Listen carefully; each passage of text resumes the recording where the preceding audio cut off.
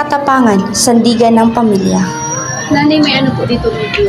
Ate, pahingi ako ng ulam. Ito yung po ako natin po. Mga anak, dahil pa lang pasukan, mag-aaral na kayo. Kailangan nyo ng pambaon. Kailangan po mag-doble kayo. Sige lang po mama, tutulungan ka po namin sa pag-aaral. Wow, huwag din ako tulungan kasi hindi kayo makakapokus sa pag-aaral.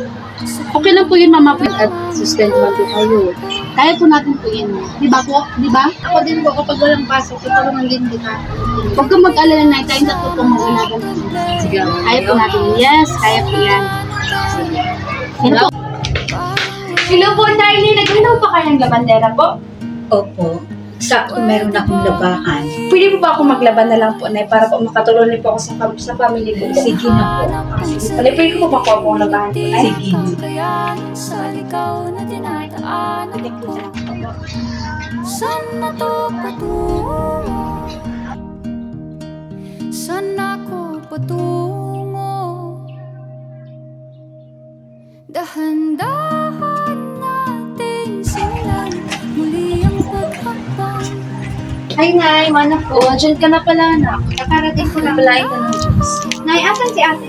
At dyan ata sa loob nagtutupi na madam. Sige, Nay, puntahan ko muli. Ating kagandahan. Oh, kamusta? Ba't may pera ka ba yan? Bakit? Ang Dami kong pag-mobile. pangsayan. Nahihiyaan mo lang kayo ng mga kamay. Kasi di ba kahapon na kami.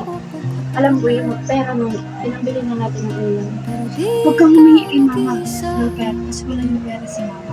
Huwag kang mag-alala kasi kapag sinauli ko itong inanay, mga pinupay ko na, ibigin ako ng pera ni nanay at saka yung pera na yun, hatiin natin nila para sa school works mo, maging sa akin. Okay?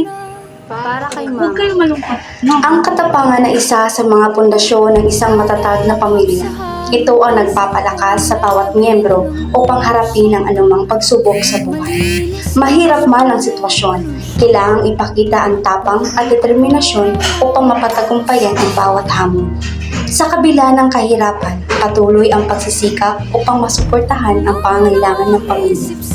Kahit may kapansanan, hindi ito nagiging hadlang upang ipagpatuloy ang laban, lalo na para sa kapakanan ng mga anak.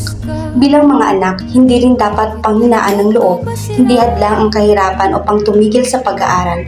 Sa halip, magsisikap at magtatrabaho habang nag-aaral upang makamit ang mas magandang kinabukasan. Sa tapang at determinasyon, sa anumang pagsubok ay malalampasan.